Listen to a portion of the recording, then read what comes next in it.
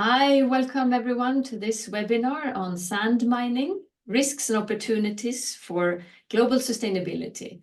My name is Hanna Wetterstrand and I will be facilitating this webinar today together with a number of colleagues.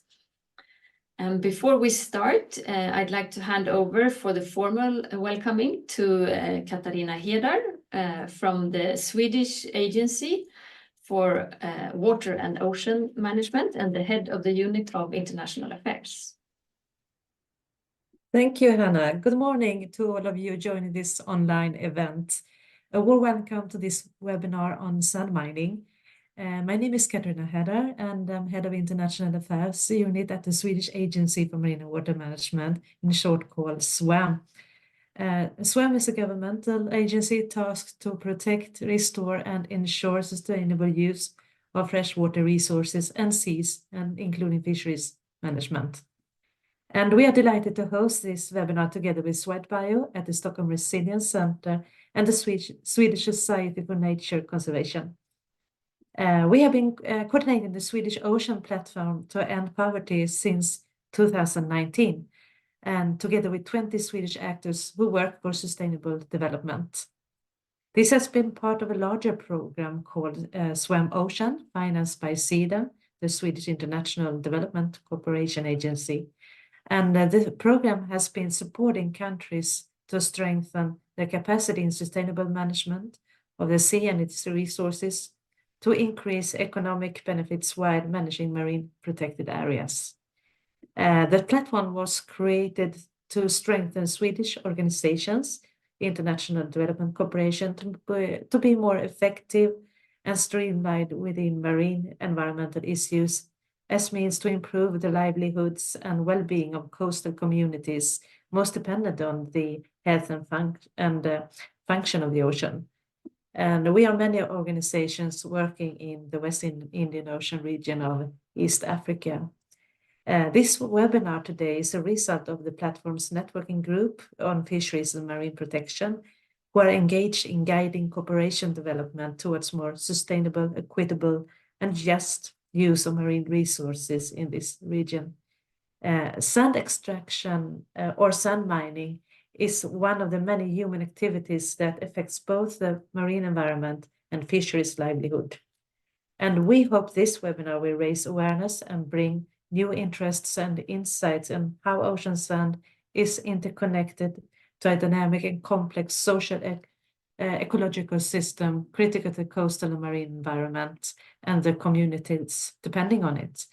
Again, a warm welcome to all of you and that joined from near and far. And I hand over to Hanna Wetterstrand from SwedBio to lead us through this webinar. I'm looking forward to this. Thank you very much. Thank you so much, Katarina, for those introduction words. And I'm really excited also to have this great webinar with you on the exciting topic of sand mining. And before we get into the topic, we'd just like to know who is joining this webinar. And we'll do that by asking you to enter into Mentimeter, which is what you put on your cell phone, preferably. And enter a code, which we are putting now in the chat. It's 63118156. And if you add that number, you will have a question coming up. How much do you know about ocean sand mining and its implications on people and the environment? And we're going to share the screen shortly to show what people answer. Can you write maybe the number in the chat? Yes, I can do that. Let's see. Oh, great. 6.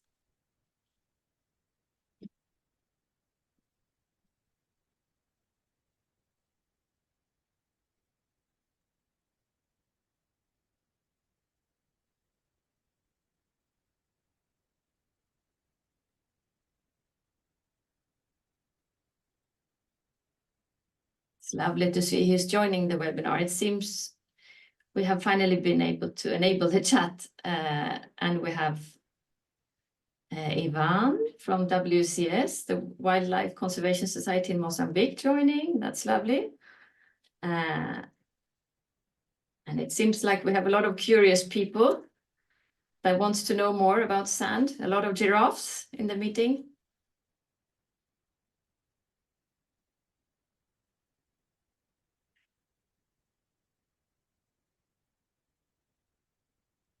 It's lovely. Another giraffe. Excellent.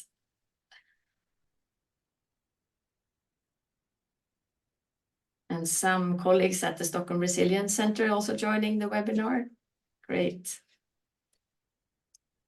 So yeah, mainly giraffes so far. We'll see, we'll have it posted for a little longer while I continue sharing some introductory words for the webinar. So meanwhile, we see who is joining the webinar. I can just say a few words. My name is Hanna Wetterstrand, and I manage the SwedBio theme on small-scale artisanal fisheries and sustainable livelihoods, together with my colleague Anna Carolina Marciano. And so SwedBio is a development program that works for a more sustainable and equitable governance of biodiversity with a strong human rights-based approach. And we are based at the Stockholm Resilience Centre at Stockholm University. And for those of you who are joining now, please add your name and affiliation and country in the chat. It's really lovely to see who is joining. And since this is a webinar, we are unfortunately not able to see your lovely faces. And that's why but we still really want it to be an interactive webinar. As you're seeing now, we have this Mentimeter, for instance. So we'd really like you to be active in both the chat and the Q&A session. So if you have just reflections or discussions that you'd like to post to the other participants, you do that in the chat. While as if you have specific questions, you put them in the question and answer session.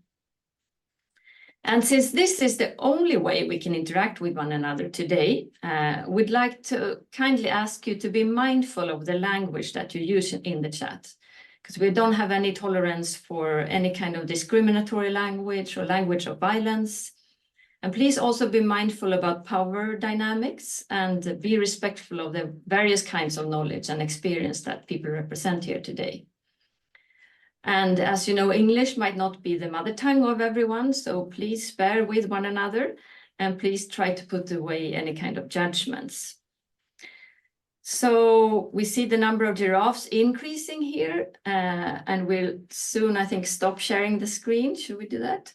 Yeah. Just briefly about the outline, it's quite simple. We're going to start listening to Kiran Pereira from the Stockholm Resilience Centre here in Sweden, who will share the researcher's perspective on ocean sand mining. And then we'll have a Q&A session where you can ask specific questions to Kiran.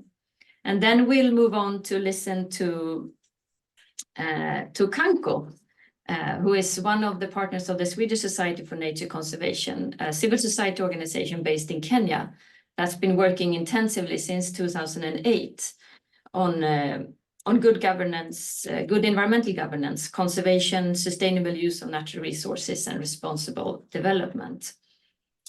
And they will similarly also have a session for question and answers after. And then in the end, we're going to have an open discussion and question where you could put questions to all of the participants. So now let's move straight into hearing from Kiran. I'm really excited to listen to her presentation. Kiran is a PhD candidate here at the Stockholm Resilience Centre at Stockholm University on the topic of sand mining, risks and opportunities for global sustainability. And Kiran's CV is really impressive. If you haven't read it, we're going to post a short version of it here in the chat. Just to mention a few things about her background. She used to be a social entrepreneur and founded the sandstories.org, which is a platform dedicated to raising awareness of the looming crisis around sand. And she's also the author of the book Sand Stories, Surprising Truths about the Global Sand Crisis and the Quest for Sustainable Solutions. So with those words, I hand over to you, Kiran, and we're going to share your presentation. Thank you so much. So thank you so much, everyone. Thank you for having me and giving me a chance to share a topic that I'm very passionate about. I'm part of a sand team here, and the team here is led by Jean-Baptiste Jouffret and Dr. Jan Cooper. And it's a growing team, so it's wonderful to be a part of this initiative. So I think what I wanted to start with is something that brings us to the heart of the matter. And if you can share the very first slide, please.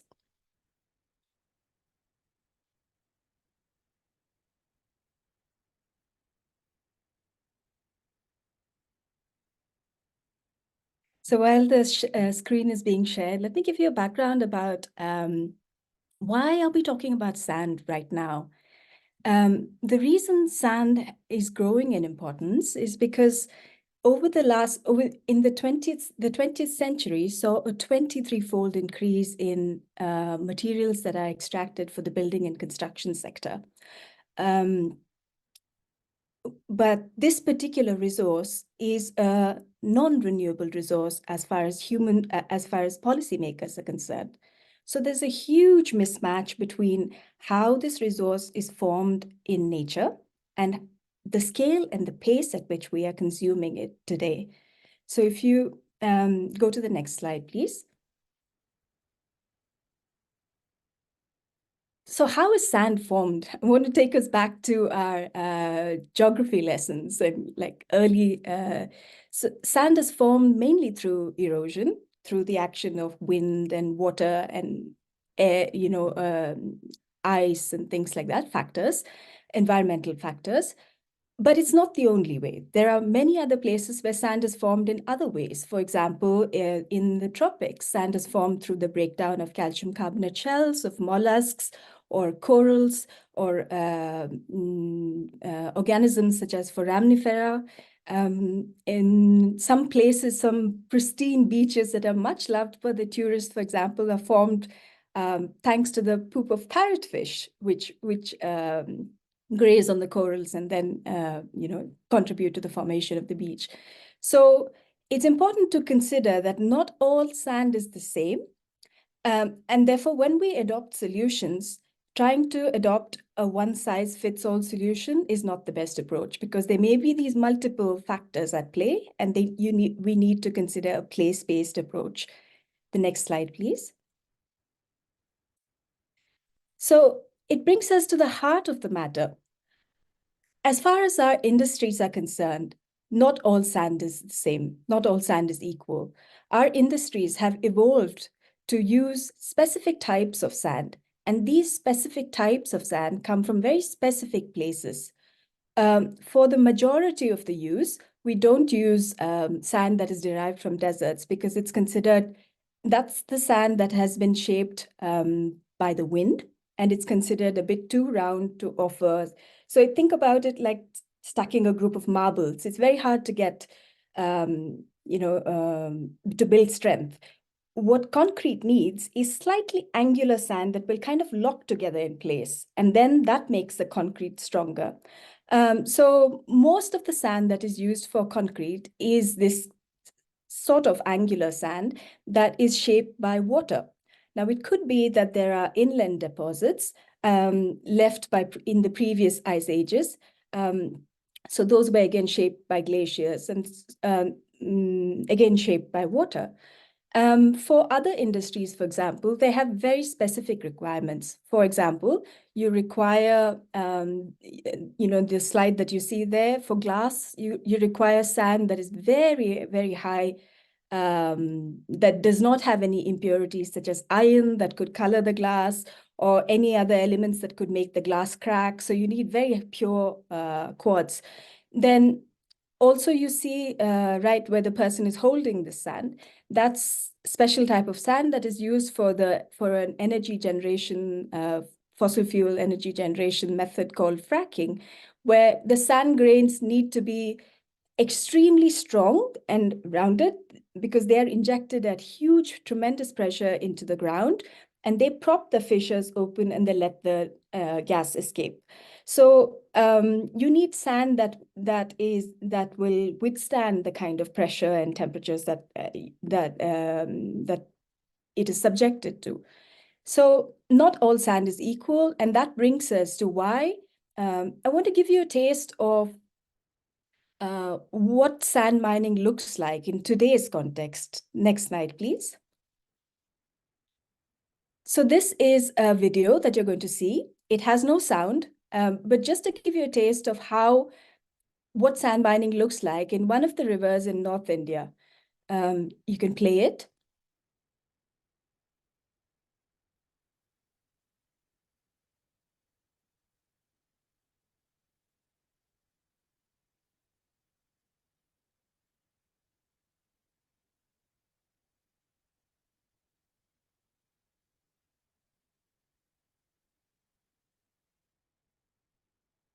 So as you can see, it is pretty, this kind of mining happens 24/7, regardless of the weather. And many rivers look like this. So no ecosystem can survive this kind of onslaught, especially if it is long-term, right? So it's when we think about it brings us to ocean sand. So ocean sand, if we take a systems perspective, it is the rivers, it's the sand in the rivers that feeds the beaches and nourishes the coasts and builds and supports the coast. So, yet we are profoundly changing the way the sand system works. In today, we have more than 800,000 dams across the world, and more than 60,000 of these are large dams that block rivers. They block not only the flow of water, but also the flow of sand in order to nourish the coasts. Now, many of these are, of course, in use, and they provide many other benefits, but some are not in use, and there might be an opportunity there. It's important to take a systems perspective when we look at ocean sand. Next slide, please. So sand underpins the economy. It underpins lives of communities. It underpins livelihoods of communities, biodiversity. It plays a super important role in it's a forgotten foundation of the ocean economy, of the ocean as we know it today. And here a very important sector, that's the dredging sector, again, facilitates many other ocean industries. We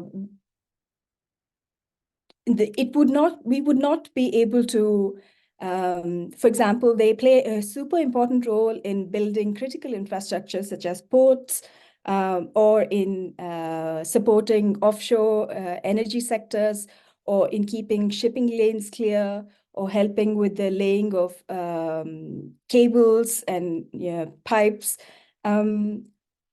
Also in helping building new land where none existed. So, or supporting beach nourishments. So this is an industry that is, my supervisor, Jean-Baptiste, likens it to the epoch-making tractors that were super important for the agricultural economy, and how they changed the agricultural economy, and they were very, very important.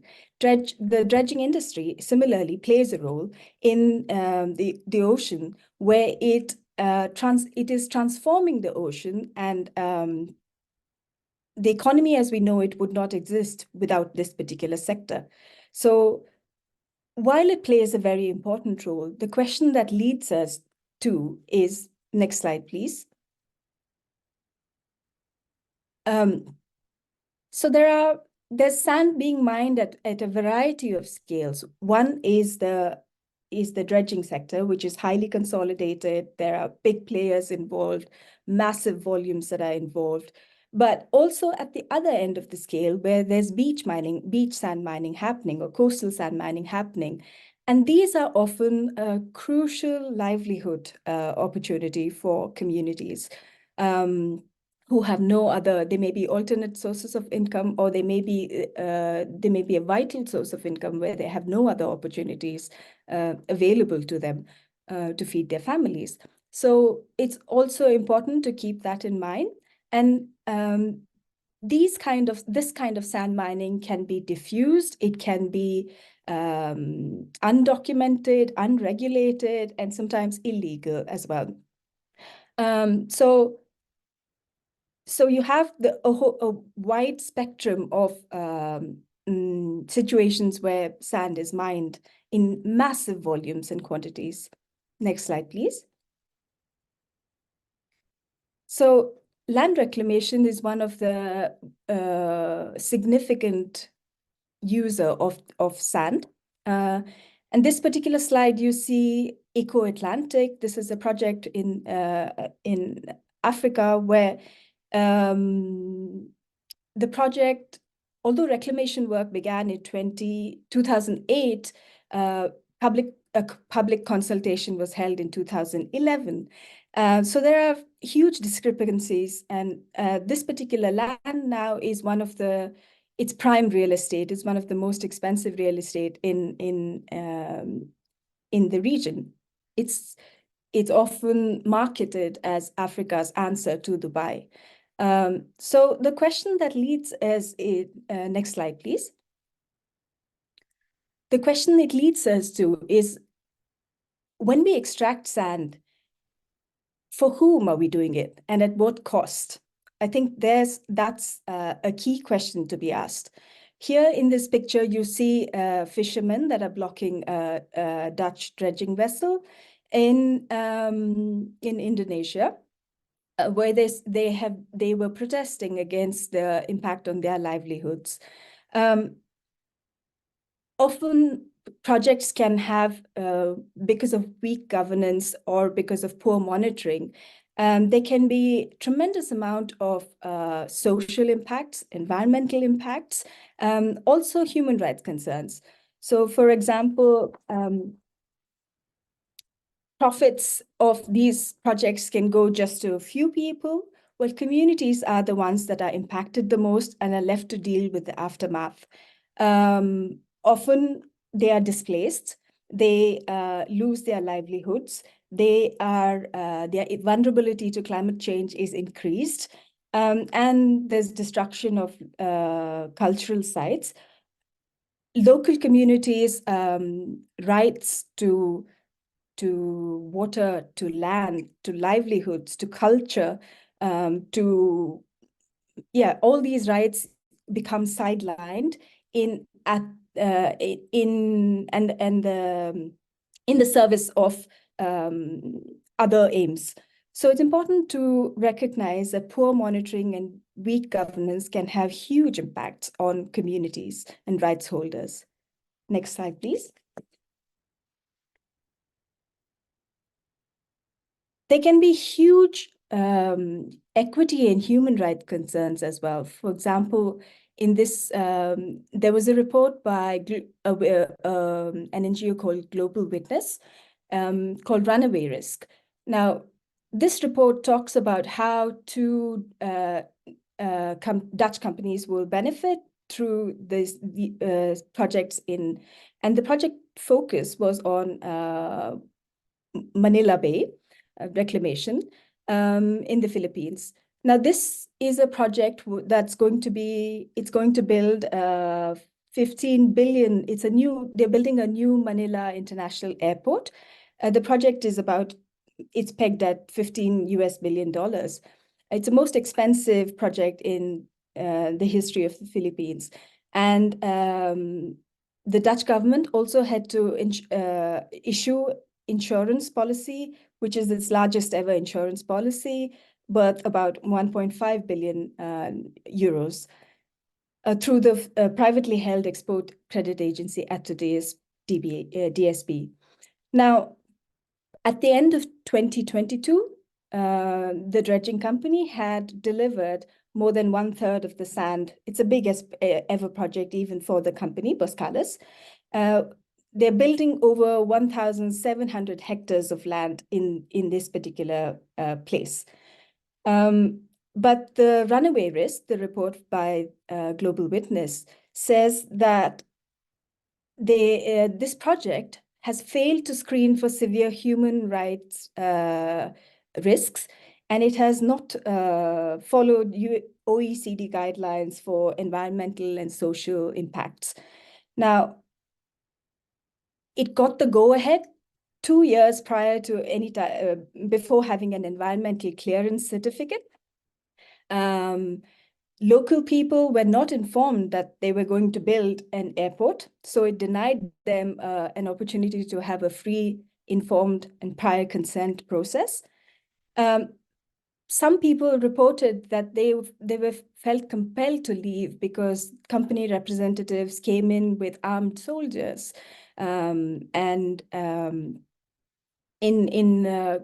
compensation too has been highly contested. In one village, there were 700 families that were displaced, but only half of them received compensation. So thousands of fish workers have been denied access to traditional fishing grounds, to communal fishing grounds. And so they are struggling to make enough to earn a livelihood and to have a healthy diet as well. This project also kind of, the picture you see where all the houses are, in that particular, communities were forced to destroy their own houses in order to get compensation from the company. So it raises a lot of questions about social impacts and human rights.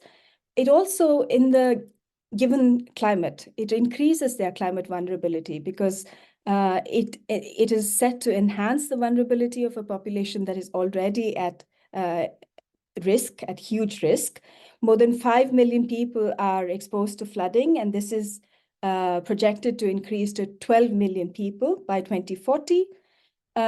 Communities have also experienced red tagging and violent abductions. There have been huge protests, or community organizers. There were 2 community organizers in particular were violently abducted. And so it raises huge huge human rights concerns as well. Next slide, please. It's also a question of environmental justice. Like I said, mangroves were destroyed in order to make way for this particular airport that's going to become one of the top 3 busiest airports in the world. The project lies it encroaches on a strict protection zone that lies along the East Australasian migratory corridor. So it's super important for migratory birds. Over 50 million birds that are threatened or near threatened use this particular corridor. And yet the project could find, the first impact assessment for the project could find no evidence of threatened species. And I quote, I'm going to read out something that was highlighted. They summed up with, there's a high possibility that birds will be affected, but due to their highly mobile nature, they can transfer to other areas, unquote. So the project received, there was a second assessment due to the pressure from financiers. And with the second impact assessment, they found 7 key biodiversity areas within a 50-kilometer range. And the project was insured 6 months after. So you can see there are huge discrepancies in how projects are planned, how they are monitored, how governance takes place. In the other picture, you see a beach fill project where rocks were dumped on live corals in order to act as a foundation for beach fill projects. So monitoring of these kind of impacts is hugely critical because they can be permanent and they can they're not easily reversible.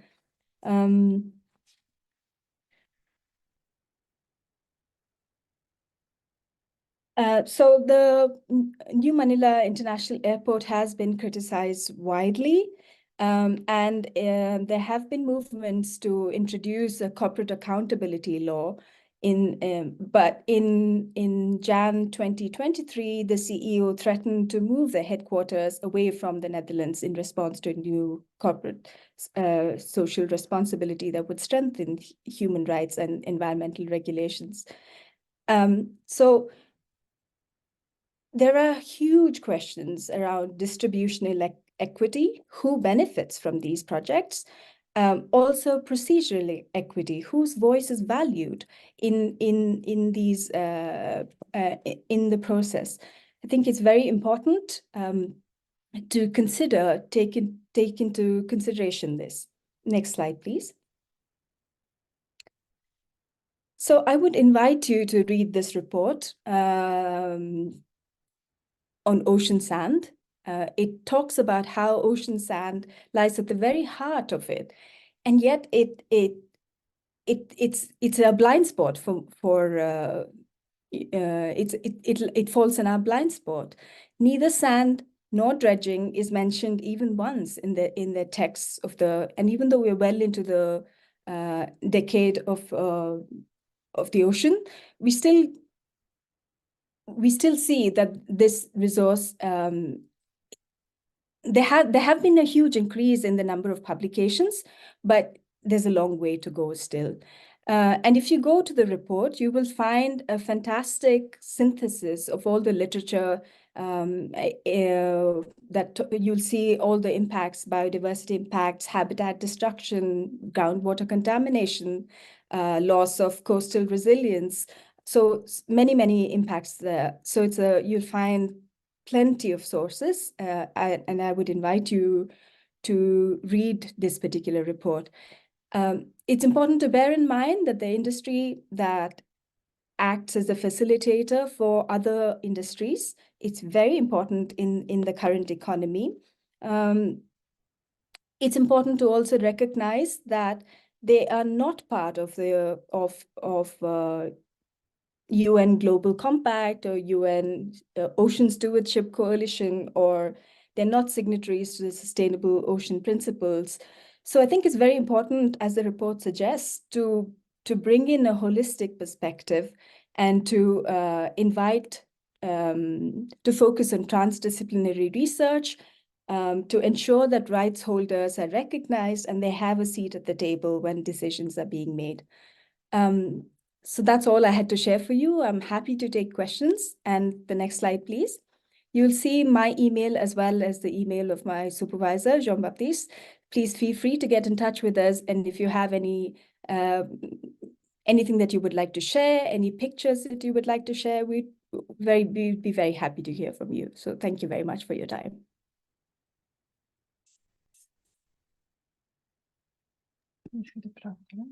Thank you so much, Kiran. This is extremely interesting and also quite upsetting, I would say. And now I think there are more people than me that feels it would be nice to just share a bit how you're feeling right now after this, having listened to these stories from Kiran. So we'd like you to share in the chat either an emoji that comes to mind or some words that comes to mind regarding how you feel after having heard Kiran. So just to have your reactions coming in the chat, please go ahead.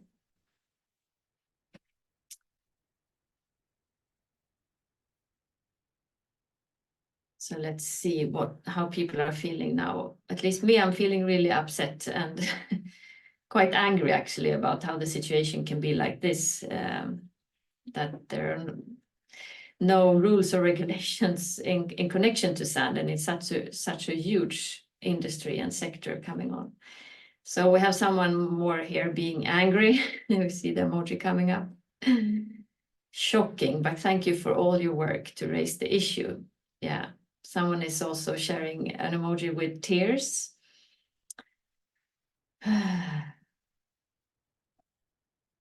Yeah, and also someone is really upset about how the birds are said that they can just migrate somewhere else and we can continue the sand mining. Yeah, and very inconsiderate about environmental conservation, for sure.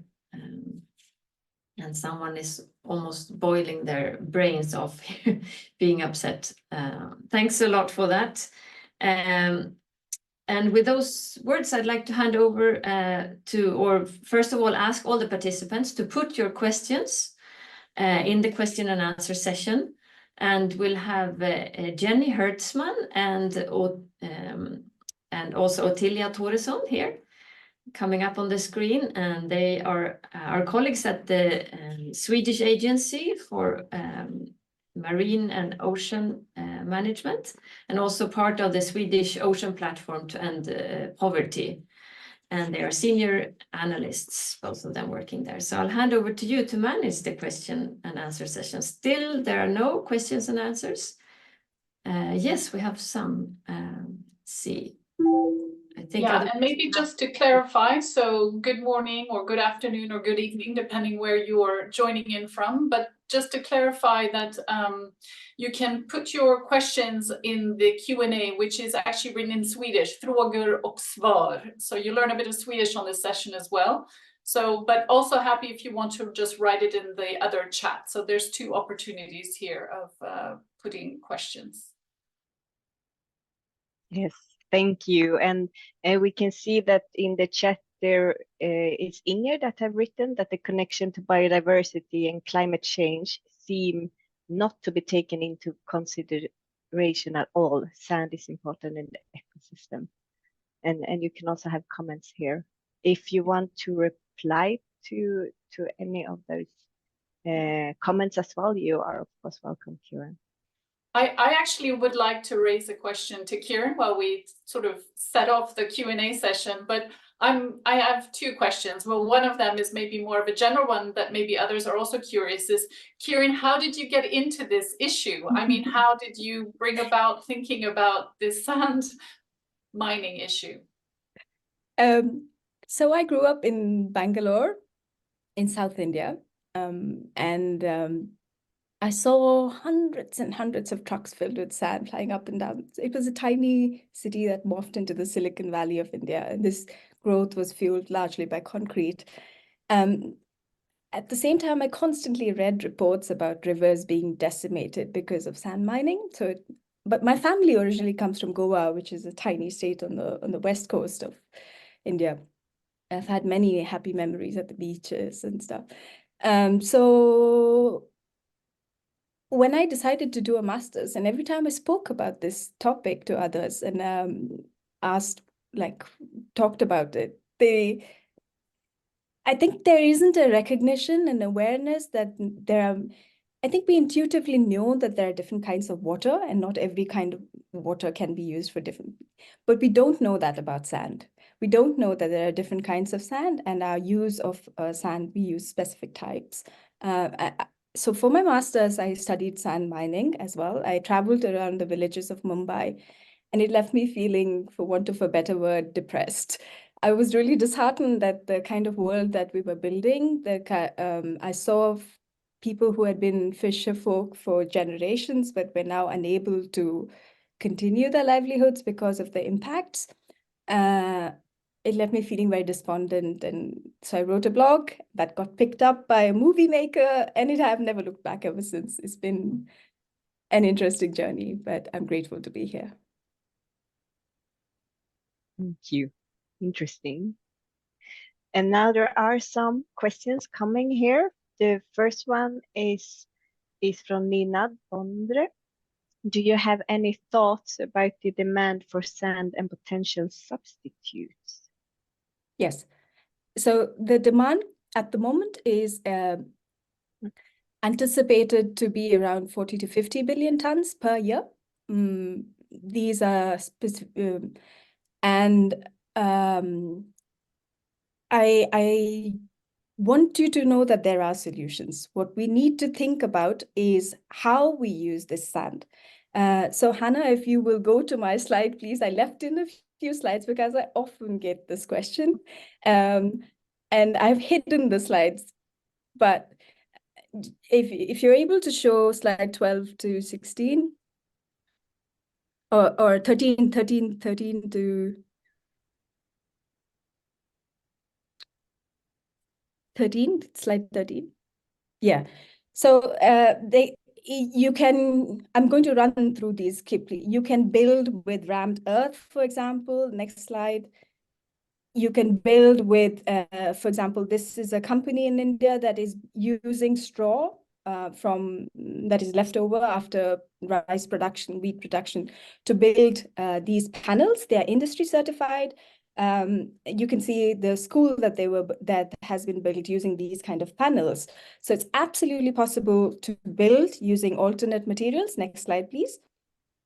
There's also fantastic research being done by other universities. For example, there's ore sand, which is how we can change the mining process in order to produce ore sand, which could act as which could feed the construction industry. And there's lots of research collaboration happening. So there's lots of exciting research coming out. Next slide, please. For example, you see the lab here, the tiles that were grown in a laboratory environment in 3 days using waste from granite, using bacteria in order to help, using the similar principle of corals and how they grow. So using the same principle basically to grow these tiles in a lab environment. They can be up to 3 times stronger than concrete, and they have minimal footprint, climate footprint. Next slide, please. Yeah, that's it. So just so you know, there are solutions out there. It's about facilitating that, allowing these solutions to come to the fore. Thank you. And just want to revert back from one of the listeners saying, what a great story. I mean, your background into getting interested to this is really an inspiring story, I think. We have another question that's come in, and that is, what have been the efforts to bring this to the UN Ocean Decade attention? I mean, you did mention that this is sort of off the radar in a sense, and I have a few questions follow up on that on maybe why, but do you know why, or has there been any sort of mention of this for the UN Ocean Decade? Yes, so the UNEP has established, Grid Geneva, for example, is establishing a UN Global Sand Observatory that, and there has been lots of action at the United Nations Environment Assembly, where 2 resolutions were passed. And so there's a lot of action happening but it's a slow process and it will take time. Nonetheless, we need to know, and there needs to be action at both top down as well as bottom up. So I was looking a little bit in terms of for this sand mining. I think it's a really interesting area. And I mean, you did mention that this is sort of off the kind of discussion on sort of the ocean issues. And obviously it has a huge impact on so many different levels. But is it because it's seen more as a mineral resource and you don't automatically think that there's an impact or a link to the oceans? I mean, within the UN environmental work, there has been, as I understand, in the Environmental Assembly discussions on different sort of mineral resource governance, also on infrastructure, as well as how do you deal with minerals and metal management. Does it mean that maybe we have more work going on this in these sort of spheres, and these need to be more connected with the oceans issues? Absolutely. If you read the ORA report, I think that's a key point that we make, that if you take a narrow lens, a narrow view of sand just as aggregate, as a mineral resource, then we miss the way how it underpins so many different things, how it provides a very foundation for biodiversity, for lives, for livelihoods. So it's important to gain a holistic understanding of the role that sand plays in coastal ecosystems in these regions. Thank you. I can't see that there is any question right now, so I also put in one of my questions, and I'm thinking a lot of those hydrological patterns that also might be, I guess, very affected if you extract sand from one site, that it actually changes the whole patterns of waves and so on. We can see that on a small scale, quite clear in Sweden, actually, but I guess that's on on very different scales as well. Is that something that is included in your work or that you have come across? Yes, absolutely. It definitely impacts hydrology. You'll find, I don't know if our next presenters will talk about this, but in many regions, it definitely impacts water tables. For example, when I traveled to Sri Lanka, I met with many, it was the work of Sri Lanka Water Partnership and Water Integrity Network. So I was basically reporting on their work. And their work started there because a lot of women had to walk much further in order to fetch water for their families. Previously, they had water very close to their homes. And it impacted a lot of small holder farmers. So coconut crops failed, or so many other impacts in critical water infrastructure they had to move pumping stations because of the so it had multiple knock-on impacts. And this is not factored into the cost of sand as we know it today. I think that's a key factor. All these kind of repercussions need to be factored in. Yeah, especially when it comes connections to the economy and tourism attraction for those nice beaches and so on. I guess it will be important. Yeah, let's see. Shall I hand over to you, Tilia, to take Yes, the sure. question? There is a question, I guess, because we were talking about this with sand mining. I mean, what are your thoughts on heavy sand mining to extract minerals? And these are in terms of, I guess, as an alternative to non-fossil. So kind of, using this as sort of an environmental aspect of trying to get away from non-fossil fuels, using heavy sand mining. So this extraction of minerals for producing electric cars, for example. And so, I mean, how do you see that sort of playing out in a way of this negative impact on the beaches and where they're being extracted? Sand extraction by its very nature is harmful, is destructive. There's no shying away from that. So it's very important to understand and manage the way we're doing it, why we're doing it, and if we can avoid doing it in the first place, right? So when minerals are extracted, often they happen along the coast, in coastal regions, and I don't think we're paying enough attention to this. But yes, so I think there needs to be greater attention in how these minerals are extracted, what the impacts are on local communities, on fishing communities, on several other aspects to be considered, I think. Thanks. Yeah. Thank you.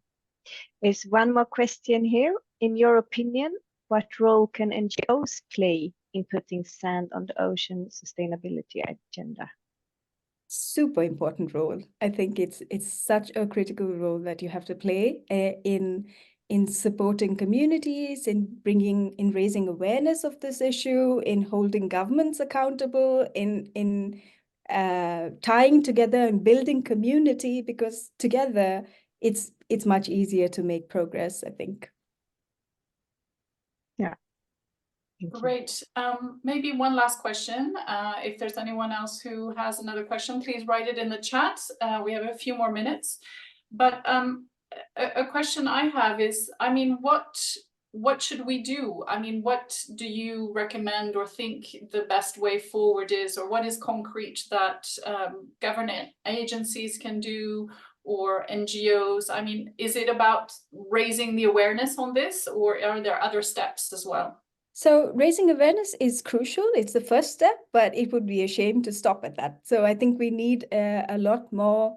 We need both binding as well as voluntary mechanisms to regulate industries.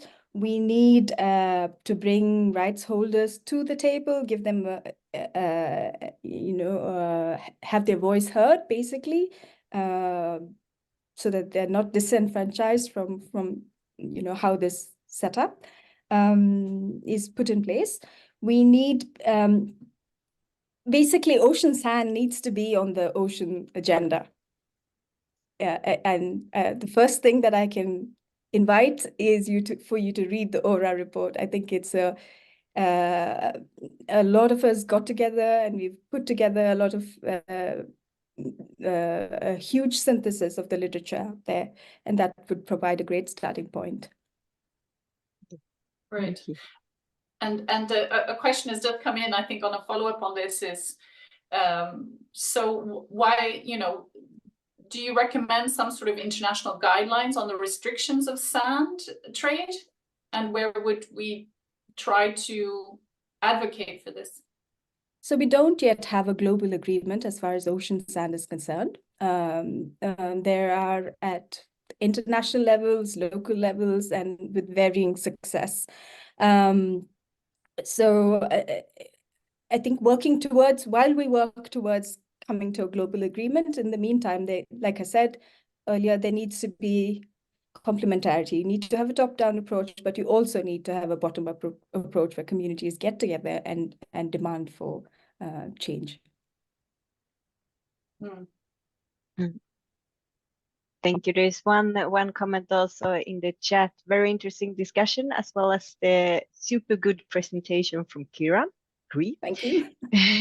We did not touch on the economical differences on concrete sand mining and other materials produced. Do you have any comments to that? Yes, there can be, depending on there can be huge variations. For example, concrete sand is mostly consumed locally, maybe regionally at best. There are very few exceptions where you see that Singapore is importing sand all the way from Australia for construction. But that usually doesn't happen because it's the value is not high enough to facilitate that kind of. Whereas other types of sand do fetch higher prices. And so there is ample incentive for it to be transported across. And we need more transparency in how these many different types of sand are being extracted. At the moment, there's very little information out there, but there are lots of researchers, lots of scientists working on this, and going forward, we can expect a lot more information to come to the fore. Yeah. Thank you. I think there are no more questions for the moment, right? Hannah, do you want to? Yes, thank you so much. That was a great question and answer session. And there was actually one more question that came in the chat that I'd like to post. It's from Ninad Bondre, who thanks Kiran and Felix. If several substitutes are available, then I'm wondering where the hurdle is. That is, why are we still seeing such high levels of sand mining, legal or illegal? Is it a cost or an access issue, or are there mafias or something else? So I think it's the way the system is set up. For example, I can give you an example from the UK.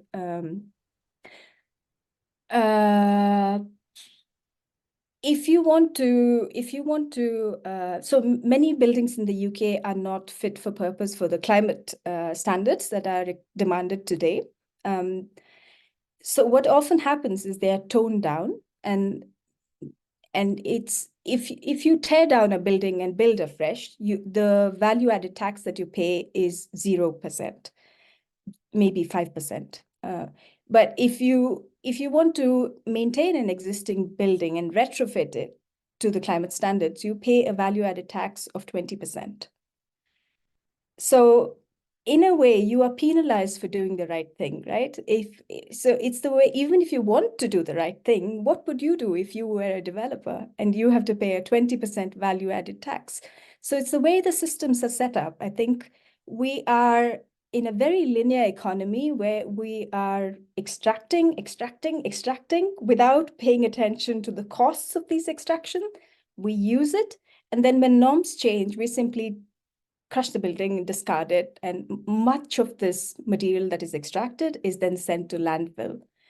And that's, in today's context, I think it's a crime against, so we need to change that. It definitely needs to change. I hope that answers your question. It does. Thank you so much, Kiran. was great. Great presentation and great answer and question session. Thank you, Tilja and Jenny, for that. So now we'll move over to the next session where we will listen to Kanko, a civil society organization based in Kenya that's been working since 2008, partly on sand issues. We have here now next to me Joyce and Elijah coming in. Joyce Kengati and Elijah Ngoa. Sorry if I don't pronounce it correctly.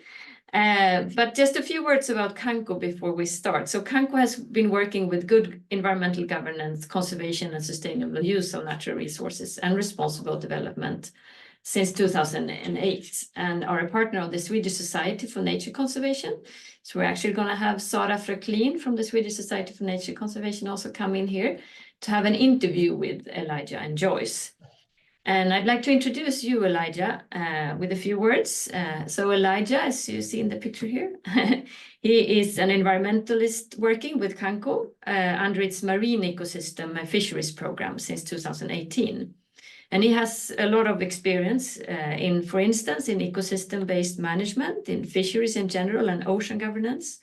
And he has been engaged intensively on environmental related issues, including undertaking participatory mangrove restoration, community capacity building, and various kinds of trainings for communities, ecosystem dynamics, fisheries policies and advocacy, and also climate change adaptation and mitigation. And he also has experience engaged in port development projects like the ones that Kiran was also talking about, and seabed sand harvesting issues over the last 4 years. So it's going to be really interesting to hear about several particular cases that you've been working on in Kenya. And I will also introduce Sara Fröklin here, who's a senior advisor and expert on small-scale fisheries and fisheries issues, ocean sustainability. Correct me if I'm not saying the correct title. From the Swedish Society for Nature Conservation. So I'll leave over to you to also share a few words about your organization. Thank you so much, Hannah. And well, as you mentioned, for the past 10 years, I've been working as a senior policy advisor for ocean and fisheries at the Swedish Society for Nature Conservation. And just to give you a short brief background to SNC, which is short for obviously the long name. We are a very old organization. We're actually over 100 years old, and we are also Sweden's largest member-based environmental NGO. And we work both locally, nationally in Sweden, EU level and internationally. And since the late 1980s, we have been collaborated through SIDA funds and supported organizations, approximately around 40 of them in Southeast Asia, Africa, Latin America. And together we collaborate around many different issues related to climate, to agriculture, tropical forests, civic space, chemicals, and also the work I'm doing on ocean and fisheries with a large focus on small-scale fisheries. And all our work is based on the principles of environmental and social justice, gender equity, and human rights. And as Hannah mentioned, today we have the pleasure to have Kanko, which is one of our long-standing partners in Kenya, with us to shed some light on this very important issue of sea sand mining in Kenya. And so most welcome to Elijah, who you see now, and Joyce, who is somewhere, I think, in the background. Yeah, hello. And well, Hannah already introduced you as well, but if you would like to say something on who you are or why you started engaging on this issue or something related to Kanko, feel free to do so before we start our conversation. Otherwise, you are most welcome to this seminar today. So if there is anything you would like to add, please feel free to do so before we start. I think much has been said in the first presentation, but I will talk more as we discuss the issue at hand. Okay, perfect. So then my first question is that we heard from Kiran about some of the challenges and impacts of sand mining. And I know that this has been an issue along the Kenyan coast for quite a number of years now. And my first question is, how would you say that the current situation is like? How big is the problem at this point in Kenya? If you could share something on that, perhaps? Yeah, I could share. From our perspective, I will focus on seabed sand harvesting, which has been happening for quite some time. I can say it's more than a decade. As you know, due to the growing economy, the Kenya Ports Authority has to expand because the seaport of Mombasa is the gateway to Eastern and Central Africa. So it has to increase its capacity from time to time. And for that case, there is a need to expand. And they have now resorted to what they do is sea reclaiming. They're reclaiming some parts of the sea so that they can have enough capacity to house container terminals as well as for oil and gas terminals. So for the case, they do what we call seabed sand harvesting, and it is usually done in the south coast of Kenya. I think that's the only place that they have been harvesting sand. And it entails dredging. They remove the waste sand that is at the port, and they dump it somewhere at sea, which they have identified. And they usually go to mine in areas adjacent the reef in Kwale.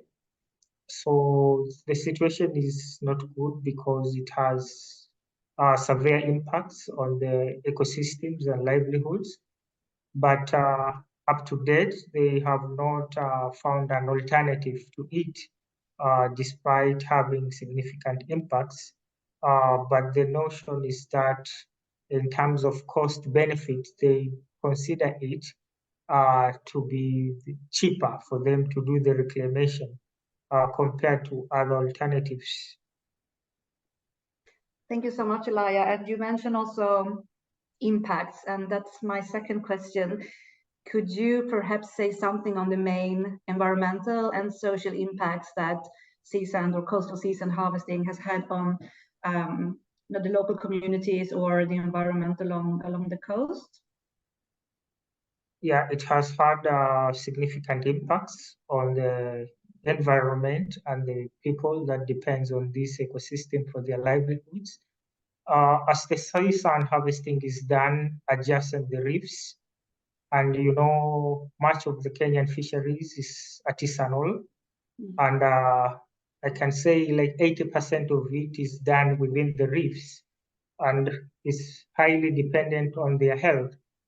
So, like from the previous sea sand harvesting that has taken place, it has impacted on the reefs, which are already facing other threats, including from climate change impacts. We have experienced mass bleaching twice in 1997, 98, and as well in 2016. And apart from that, there are other also issues of destructive fishing. So when the sea sand minings come in again, then it puts more pressure on the ecosystem. And I can say from our interactions with the community, the catches greatly diminished. And this, in fact, it impacted on their livelihoods in terms of the food security. And to some extent, the fishers will have been forced to migrate to other areas to fish.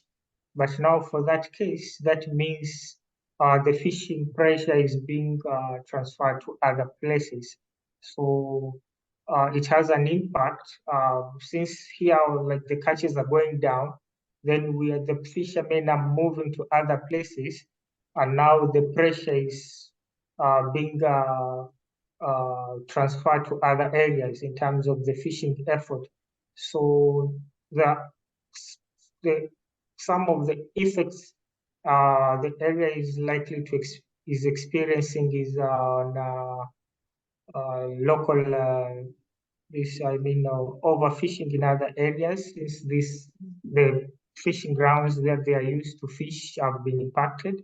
It has also impacted on the tourism sector. In fact, the south coast of Kenya, the Diani beach, is known all over the world.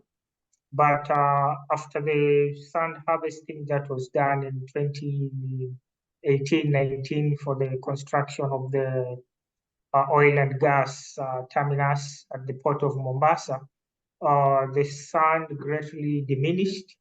And what we heard from the tourism industry is that after years, it has been showing some signs of recovery, but it takes longer because now what we have at the beach is these carbonated sands, which also depends on the, as Kiran has mentioned, the feeding habits of the parrotfishes.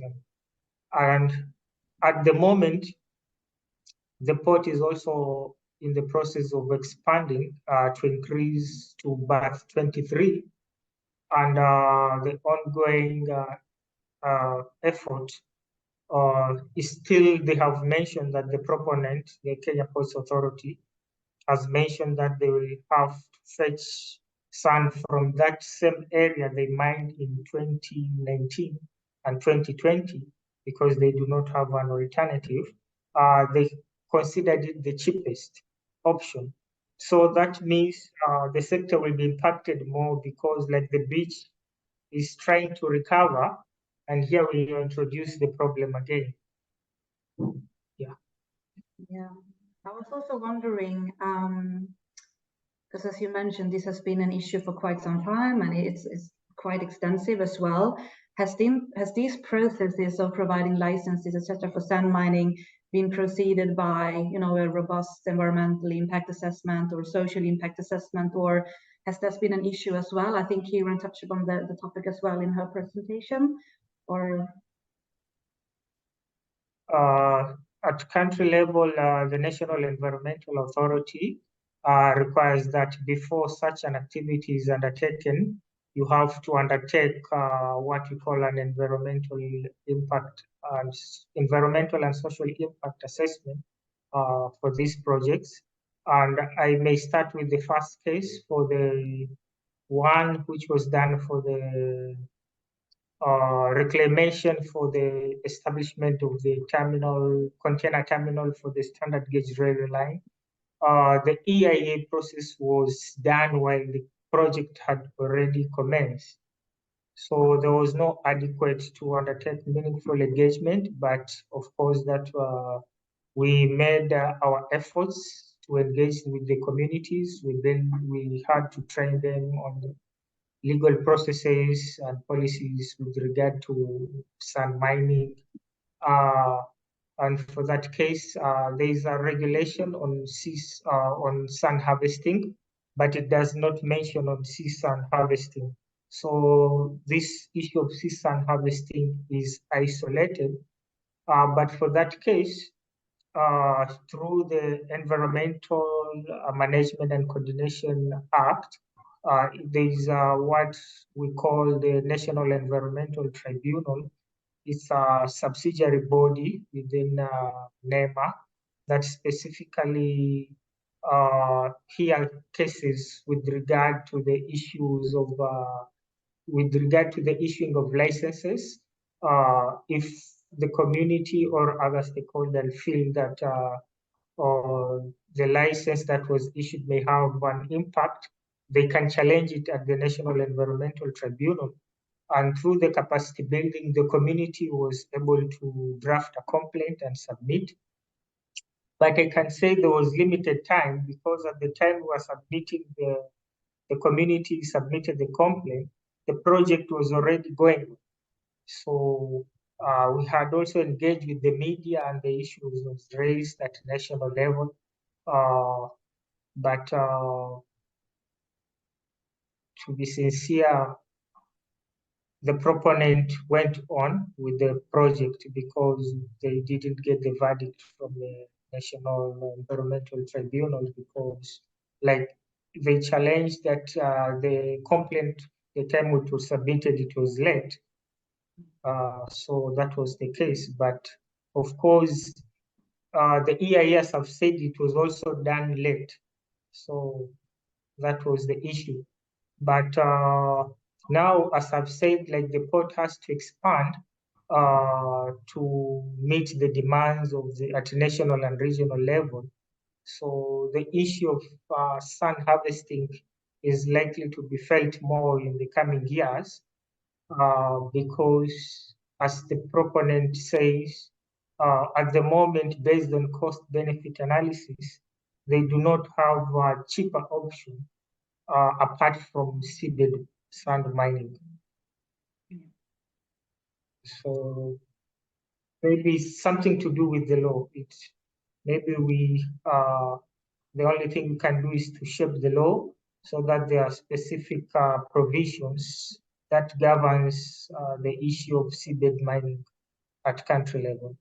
Yeah, thank you so much, Elia. And I mean, you already touched a little bit on this issue, because I wanted to ask you if you could share a little bit how Kanko, as an NGO in Kenya, have kind of engaged on this issue. Because I mean, you're working closely with the beach management units and the local coastal communities along basically the whole coastline in Kenya. So is there something you would like to add on that? How you as an organization are engaging both with the local communities and how you support them, but how you also kind of bring up the issue on a policy level? As Kanko, as an organization that supports good environmental governance, we have engaged at national level with other stakeholders within the coastal zone to discuss the issues. And as I've mentioned earlier, we have we have trained the communities that have been affected on how they can agitate for their rights, how they can engage the government to see how their resources their livelihood can be safeguarded from these impacts. And through the efforts that we have made, there was for instance, the one in Kwale that happened in 2019. The proponent, the Kenya Ports Authority, further stated that they can compensate the people in terms of loss of livelihoods. So in terms of loss of habitats, they said at some point they supported some kind of mangrove restoration work, but they also indicated that they will support the communities with fishing boats, but that has not happened. But it is, they say, still in the plan. So, but as we always say, corporate social responsibility of the organization should not be used as a need to bribe the community, because the community also have their rights in terms of the benefits they are supposed to get from the sea. The same case as KPA is also getting benefits from the sea, port operations. So the issue of compensation we have been working on, but at the moment, in terms of what they say they will do, this proponent cell is still working on the issue, but we are not sure when this will happen, but still the war goes on. As I've mentioned, we have to shape the law so that the issue of sand mining does not appear to be isolated from other things. The issue of seabed sand mining. We have sea sand regulations, but they do not tackle the issue of seabed sand mining. That's it. My colleague Joyce here, maybe she can add a few things. Yeah, so basically Elijah has really touched on what efforts that have gone in place through Kanko to support the communities that we work with. And he has really said about KPA, talking about issues of compensation. But when you tell fishermen we're giving them both, and we are also destroying the ecosystems that they derive this livelihood, then what are we telling them? It doesn't make sense at all. So as he has said, it's a war to carry on. And it is true that we have sand mining regulation, but they do not touch on seabed sand mining. So basically these people are just operating, and it brings also the question of corruption. This is government, and the authority to grant a license is also a government entity. So I mean, it's a very dire issue, and it now falls on us as civil society organization to really push and really put government on their toes. But yeah, so that has been our situation. That's what I can add for now. Thank you. Thank you. I wanted to follow up on that because Elijah and also Joyce, you mentioned the need for policy change. And as both of our organizations are working quite a lot on doing advocacy and trying to change legislations and policies, and we know that that takes a lot of time.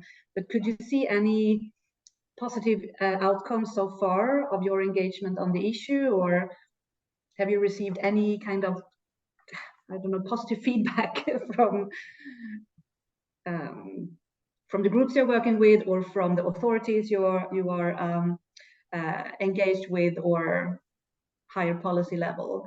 Or is it still just an ongoing struggle where little change has been seen so far?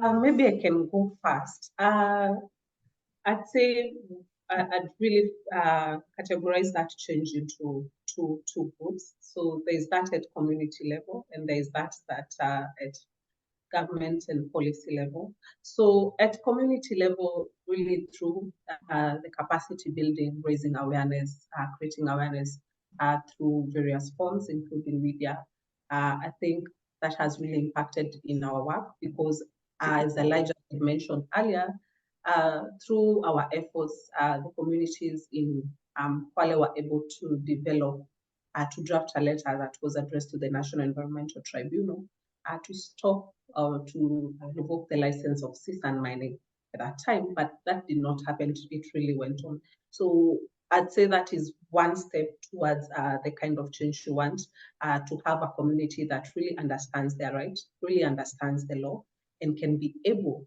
to agitate and claim for their rights. Because as he has mentioned, also embedded in our constitution, we have the right to that livelihood, to exercise the right to utilize these resources.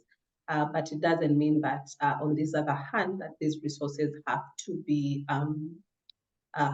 destroyed. On the other hand, when it comes to policy issue, there's really a very huge gap and say a struggle, if I could say that, because we have sand mining regulations. The Mining Act of 2016 doesn't even mention about sea sand mining.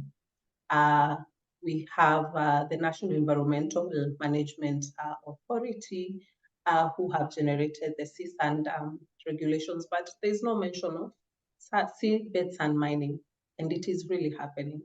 So there's a huge gap that really needs to be filled in terms of ensuring that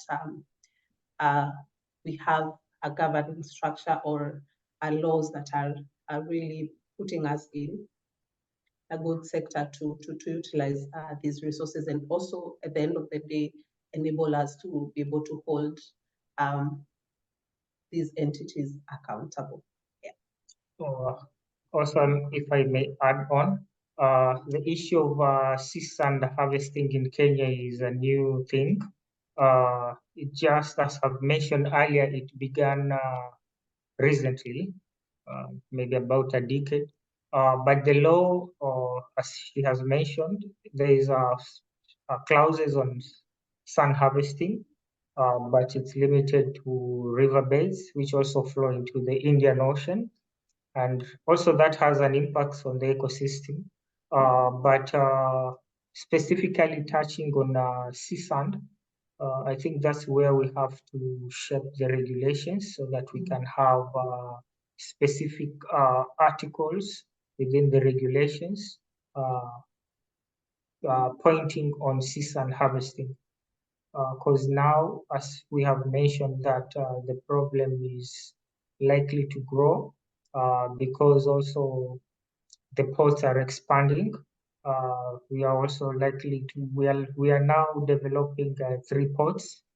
The one which is active is the port of Mombasa, but we also have the Lamu port, north coast, towards the border with Lamu.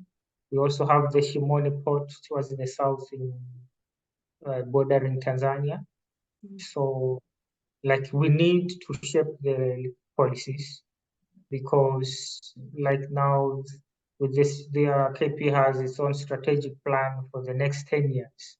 So that means the issue of season harvesting is likely to grow bigger. And the only option is to shape the law, even if it will take longer. Yeah, because that was actually my final question to both of you.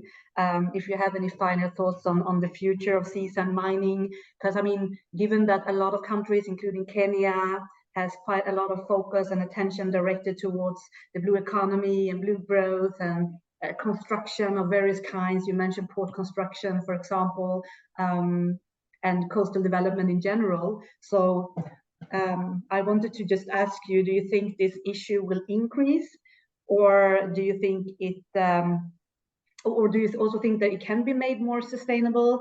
And if so, what actually needs to change in order for seasand mining to be more sustainable? Or shall we just skip it all together? If you have any final thoughts on that.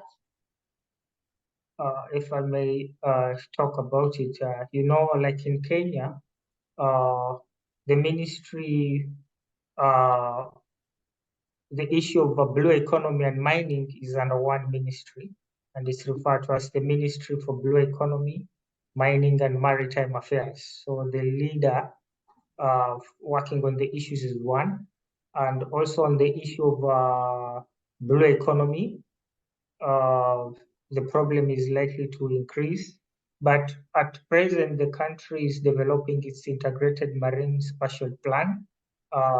We have, the document has not been finalized, but as civil society organization, we have to interrogate the task force to see if they will also work on the issue of seasand harvesting.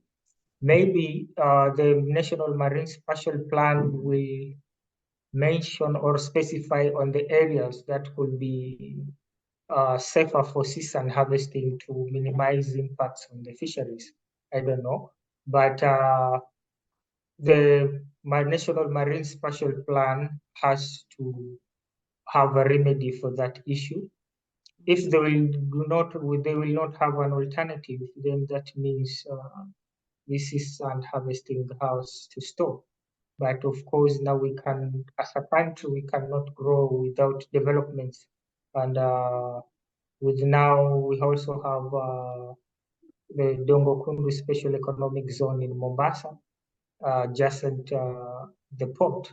So we cannot go without developments, but with the Marine Spatial Plan for Kenya coming into force, we are hopeful that it will provide a solution to this problem we are facing. Okay. Thank you so much, Elijah and Joyce, Asanteni Sana. I'm not sure if we have any questions from the floor or from the participants. I see that there's a lot of things being written in the chat, but I think Jenny and Ottilia will come back in and see if there are any questions for both of you. Thank you so much. Thank you so much, both Sarah, Joyce, and Elijah. Really interesting and nice to get an example from a country and really have this sort of practical sense to what it's like on a day-to-day basis and what are the loopholes. We have one question from Margaret Combe, who is asking if the civil society has tried, so CANCO or other organizations have tried to take up a public interest litigation as a way to hold KPA and NEMA accountable. I don't know what these abbreviations are, but maybe you do. And is there another avenue open in the Environment and Land Court in Kenya? Is a question of another possibility. As I've said, litigation is a long process and it also requires resources. At the moment, we haven't undertaken any litigation process. But with regard to the issues of like challenging an EIA license, the law requires that you file the complaint to the National Environmental Tribunal. Yeah, I know we now have the Environment and Land Courts that came recently, but with the issue of sea sand harvesting, being now the water is the management of the water resources is a national function. And as I have mentioned now, like if NEMA has given a license to seabed mining, the only avenue to challenge it is the National Environmental Tribunal. But still, Kanko is part of in fact, Kanko is the co-chair of the National National Environmental Council and National Environmental Civil Society Alliance of Kenya. So that's, I think, you know, advocacy is a game of numbers. And with NEXA, there we have many institutions, at least 40 of them. I think now that's the avenue to mobilize resources to go into this issue. And I believe we are going to win when we join hands together.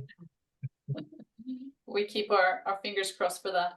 I just want to open up the floor. I mean, we are doing this interview with Elijah, but if there are other countries that are listening in who have experiences from seabed mining, sand mining off the coast, we would love to hear your experiences and how you've dealt with this. So please just raise on the chat if you want to share an experience and we can take you in within this session. So please just indicate that in the chat. Jenny, over to you. Yes, thank you. Yeah, it is very interesting to hear all this. And as you also mentioned, this issue is not isolated from other issues. And you mentioned marine spatial planning as one of the solutions or tool to use to kind of integrate the sand mining into the development processes. And there is one question coming in here that is, do you think the Kenyan Marine Spatial Planning or MSP planners have enough data on sand mining and impacts? Do they have enough data to put sand mining and the consequences, I guess, into the marine spatial plan? As I have mentioned earlier, like the issue of sand harvesting, it just began, I think from 2013 onwards. So there is a lot of information concerning its impacts. There are other environmental NGOs that have been undertaking monitoring on the areas that this sea sand harvesting has been taking place on the reefs and the seagrasses, and they have documented information on how it impacted on the ecosystems and the livelihoods of the people. I think this can be used as a basis to include the issue of sea sand harvesting in the marine spatial planning process. Not only the sea sand harvesting, but also when they do the dredging at the port, where this waste is going to be disposed is also an issue because like the one for the reclamation of the oil and gas terminal in Mombasa, much of the dredged material were dumped not far from the coast. And it had significant impacts, especially on the small-scale fisheries that are limited to 3 nautical miles. So there is a work, scientific, there are surveys, social and ecological surveys that were undertaken by NGOs and as well as by Kenya Marine and Fisheries Research Institute.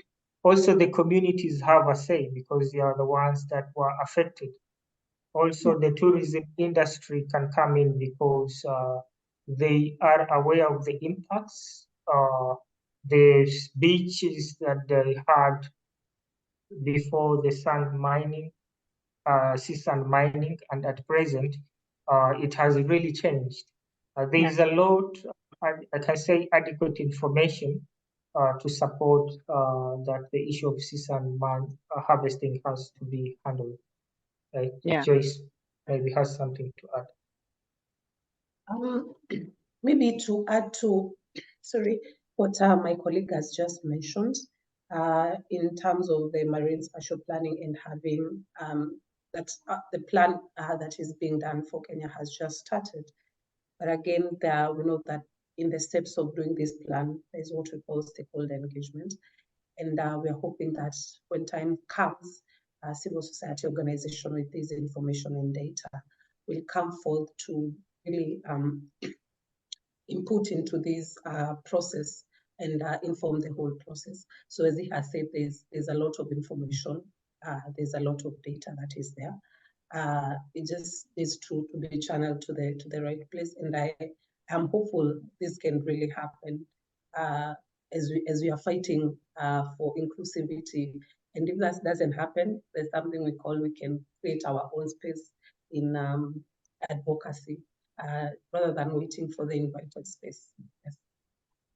Yeah, we thank you. It's very interesting to see, and as you said, it's maybe two issues that sometimes need to be divided: the dredging, but also the dumping, or where you deposit the sand.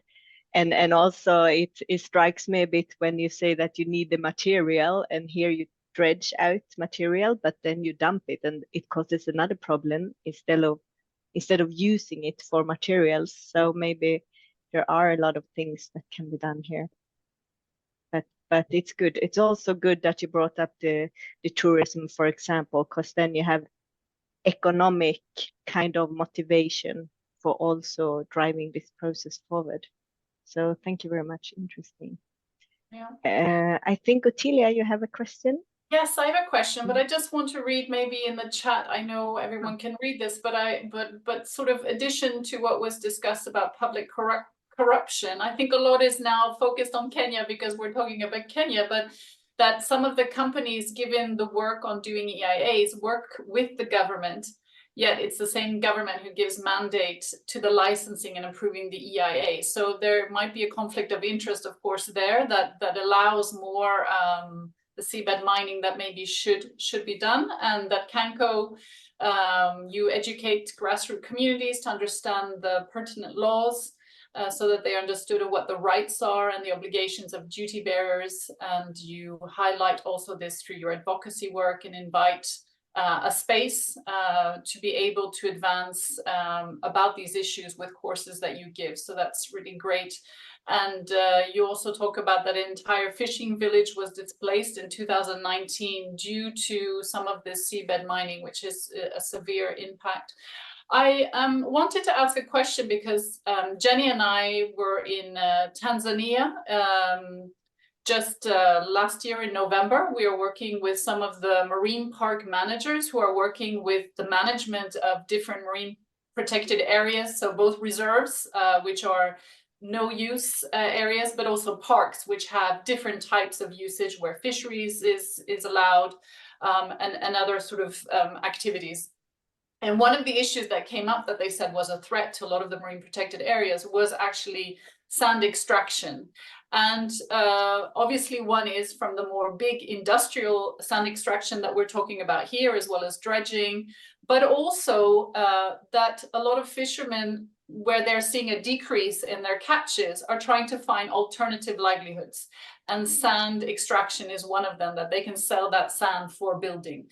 So I'm wondering if CANCO or others here that are listening in have been working with this, because I think there's an issue of conflict and a difficulty here, because at one, you want to alleviate, you know, I mean, they have a livelihood issue, right? They need food on the table. And so fishing is going down, as we know, because of the poor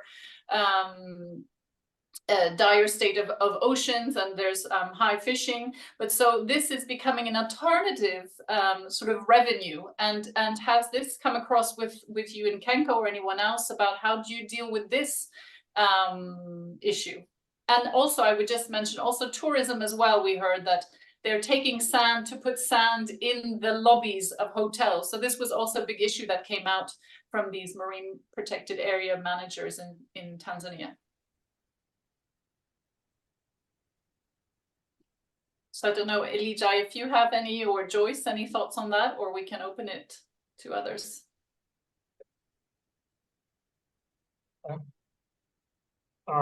From our side, like in 2019, on the issues of affecting the fishing communities, like for that case, the entire village was displaced somewhere in Mombasa because it had to pave way for the expansion, for the construction of the standard gauge railway, as well as the SGR terminal for containers. These people were displaced, but they moved to other places, not far from there. But now they have to go to further places to fish. So that means the cost of fishing is also going up, because now you have to use fuel to fish. So if you are displaced from where you were fishing earlier, then that means it will increase. For the issues of the dredged sand, which is considered it's a waste, now this thing is done through a contractor. But in Kenya, the sand that is used for construction purposes does not come from the sea. It's mainly mined in the inland areas and along the river banks. And the beach sand is not recommended for construction by the what we call the National Construction Management Authority in Kenya. So it's not possible, but maybe that's a topic we can introduce, because that's an idea you have shared with us. But for that case, the sea sand is not,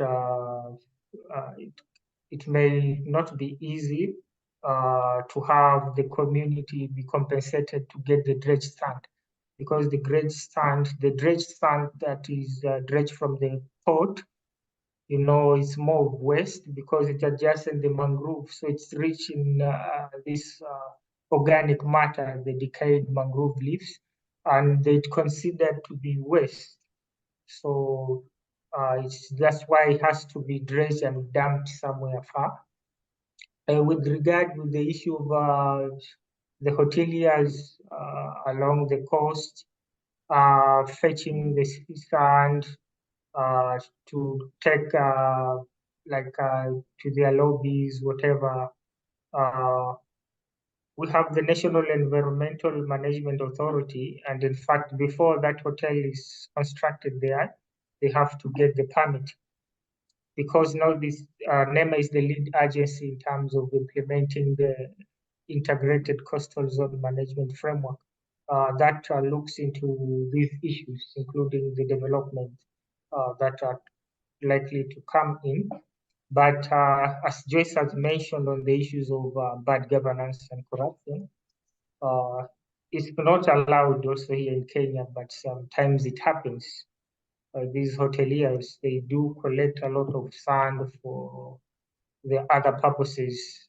Yeah, it's illegal. But like Joyce has mentioned on the issues of corruption, sometimes it happens.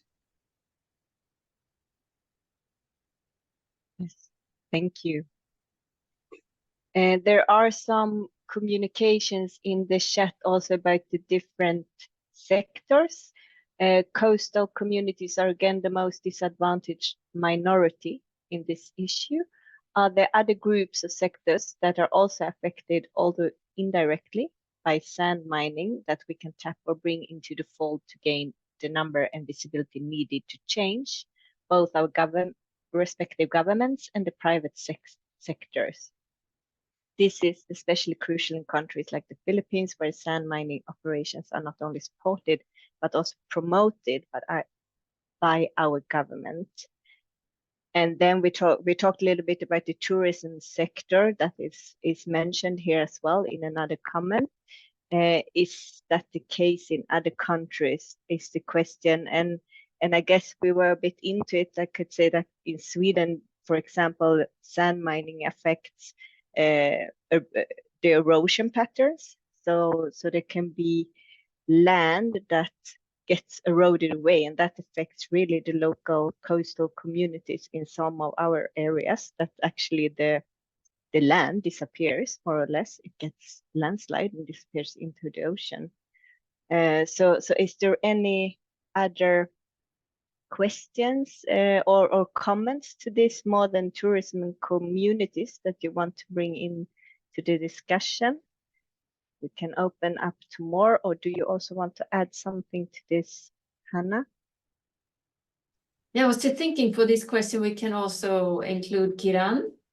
So we'll put a spotlight on you as well. I think it's an excellent question. So I open up for both Elijah, Joyce, and Kiran to comment on that, the possibility of tagging on to other sectors that might be impacted, even if it's indirectly. I definitely think there are other sectors that could be impacted and need to be accounted for. I think we also need gender disaggregated data, data on how it is impacting women. So to your earlier question, Nutila, I can give you an example from Sri Lanka, where one of the rivers, Maha Oya, it's one of the most important rivers there. There was sand mining happening, and another NGO worked with the sand miners on alternate livelihoods. So the men were trained on raising fish farms, and the women were trained to become entrepreneurs. They decided to form a cooperative, and they've named themselves Lucky Ladies. And so, true to their name, they found much success. They became shoemakers, basically, and their business really took off. And so when there was a storm and it destroyed all the men's fish farms, the women were able to support the families, and they gained a higher standing in society because they were able to support their families. They had much more of a say.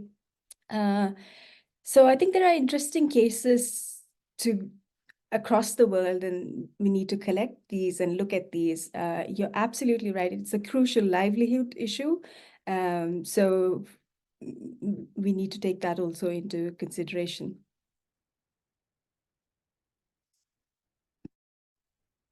Excellent. Thanks a lot, Kiran.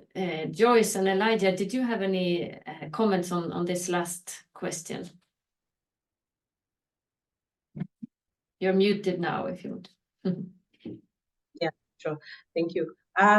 Something that comes top of my head when you talk about other sectors that could be affected by the coastal sea sand mining. Well, we've talked about fisheries and I've talked about tourism because they really rely on the resources and the coastline. But when you look at some of the coastal cities, like here in Kenya, Diani is majorly known for tourism. So in turn, I know the business sector might be affected because when the influx of tourists is low, then the business can be impacted. Talk about so think of cultural heritage, people sharing about their culture, people sharing about their way of life. Some people travel all the way to come and see, how a Swahili home is, how is the way of the life there. And when there is no that, because the tourism sector has been impacted by this development, and such a sector could really be impacted. I don't know if Elijah has something to add on to that. You have nailed it. You see, now these sectors are interconnected, but the people, especially the women, will be affected, especially within the fishery value chain. This we usually take the things to do with seafood processing. But also on the issue of seabed sand harvesting, studies indicate that the communities living adjacent to the sea, they usually rely on aquifers also as a source of potable water. So when the sea sand harvesting is done, it's create some space in the ecosystem. The seagrasses, the corals stabilize the shoreline. So there will be an issue of seawater intrusion into aquifers. So that means also the livelihoods of other people that may not even be fishermen will also be impacted because, water is the drinking water, I think, is the most important commodity on earth. So, on the issues of also seawater intrusion, it's a serious problem. It's a long-term problem when sea sand harvesting is done for a while. These are really causing a lot of serious issues, apparently, and it's just a matter of when, because we can't wait, I think, to act on this issue. And I'm thinking how here we have both a researcher and an NGO that's active in these issues. Are there any kind of attempts to create alliances? Kiran, have you been? I can hear you have a lot of examples from the civil society around the world, and I'm guessing you have been thinking about this issue, like how can we come together? What's your thoughts? So I think there are definitely attempts. I think the Grid Geneva initiated a lot, trying to bring together, do case studies from various places. And at local levels, we are seeing movement, but it needs to pick up steam, I think. There's so much potential and there's so much work to be done. There's definitely a need to learn from each other, like such interesting examples that we heard today. And I've heard from other communities exactly what you're sharing. So knowing that there are other communities out there facing similar issues and maybe creating a platform to exchange, how to go about it or how they have tackled the issue is a need of the hour, I think. Kiran, is there a country or a region where you've seen that they have maybe advanced on this issue a bit more than others, or have taken this to be a serious issue that could be shared? So I think it depends on, because sand is such a multifaceted issue and it's not one type of sand that we're talking about. It could be mineral sand mining, it could be, sand for construction, it could be beach sand or mines. So it's uneven progress. So there isn't one beacon that I can hold up. Nothing comes to mind immediately, at least, but there are pockets of progress for sure. Excellent. Elijah, did you want to say anything on the aspect of creating alliances? Maybe you have a lot of other organizations and researchers in Kenya that you collaborate with, if you have any such nice examples to share or ideas for the future, or Joyce.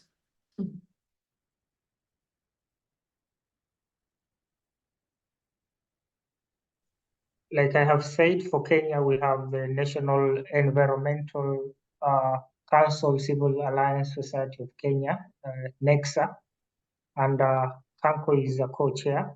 But there are also other NGOs that, now like for the lead, the network, NECSA, it can mobilize also. We have what we call research-based NGOs that they do a lot of research work on coastal and marine ecosystems. Now, like when you do advocacy, you have to support it with facts. And now from their scientific point of view, and we can also focus on the issue of society and the governance aspect. So that's the next way to go. but we already have a house, the National Civil Society Alliance.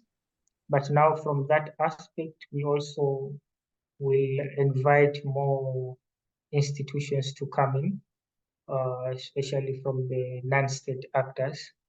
We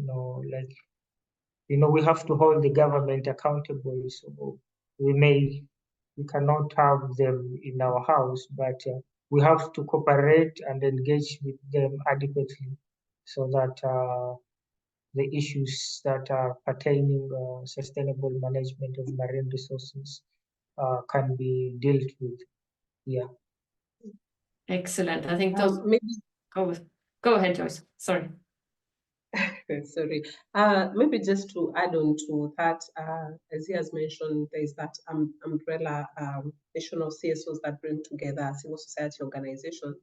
But a platform like this one is really a good platform to exchange information, to exchange ideas, experiences from other countries, and maybe learn one or two things that we can be able to use and implement on our side. So to add on to that, some of these platforms that are talking about these issues, not only sand, sea sand mining, but other development issues impacting on the marine and coastal ecosystems, would be a really great thing. Yeah.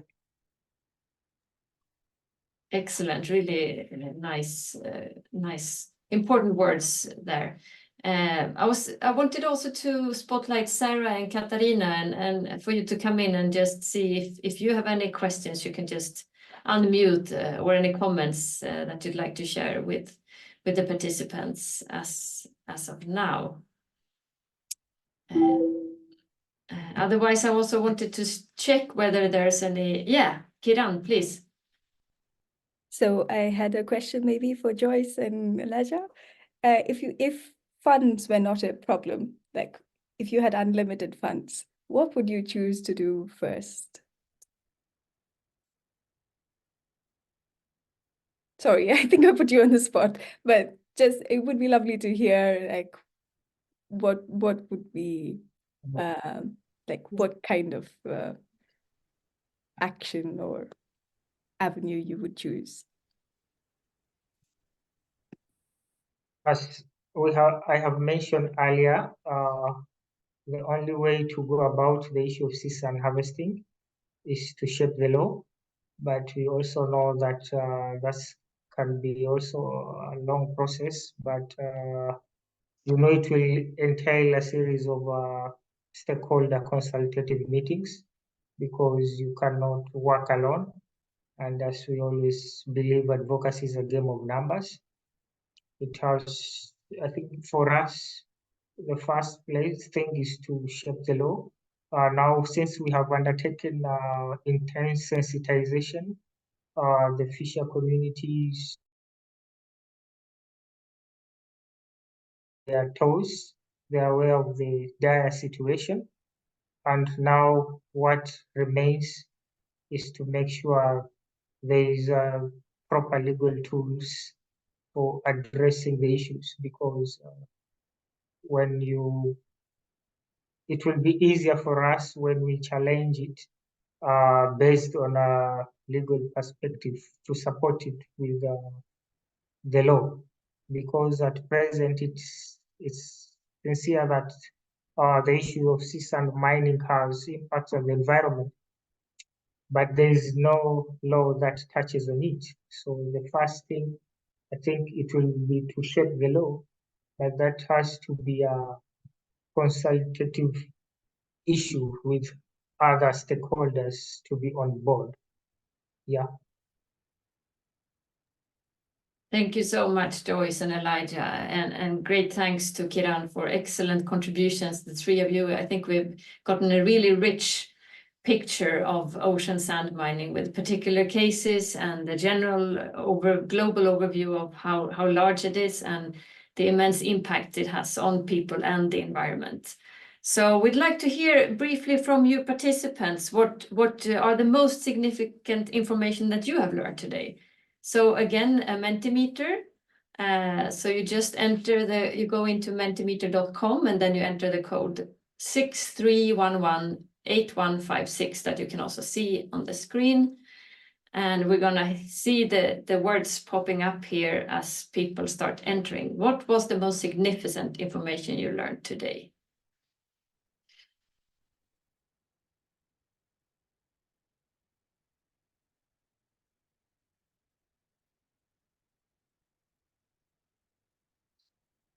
And also you as people in the panel, you're also allowed to answer, of course. Not all sands are equal, yes. Barriers to alternatives. Different sand uses.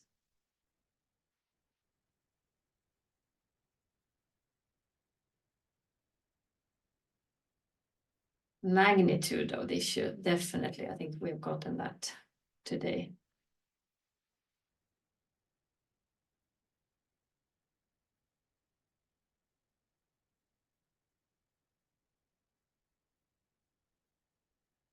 Let's see, now a lot of things are popping up here. Impact on livelihoods. Need of collaboration, definitely. Sand missing ocean issue. Impact on livelihood. Human rights aspects.